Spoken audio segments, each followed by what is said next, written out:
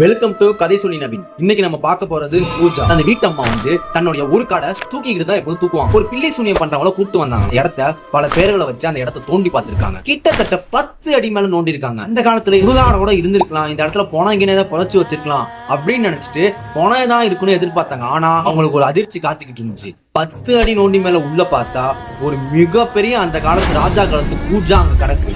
அதை பார்த்துட்டு எல்லாருக்குமே ஆச்சரியம், எப்படா இங்க பூஜா வந்தது அப்படின்ட்டு. அதுக்கப்புறம் அது வந்து யாரோ சூனியம் வச்சு வச்சிருக்காங்க அப்படின்னு சில பூஜைகள் பண்ணி இந்த பூஜாவை அங்க எடுத்திருக்காங்க. அதுக்கப்புறம் அந்த தங்க பூஜாவை வச்சு அந்த ஒரே ஒரு அந்த கைப்புடியை மட்டும் எடுத்து அவங்க பூஜை ரூம்ல வச்சுட்டு மிச்ச பூஜாவை எல்லாம் தங்கமா இருக்கனால வெளியே வித்துட்டாங்க. இப்போ அவங்க மிகப்பெரிய பணக்காரவங்க அந்த ஊர்ல. இப்போ இந்த கதை வந்து உண்மையிலேயே நடந்ததே ஒருத்தர் சொன்னாரு.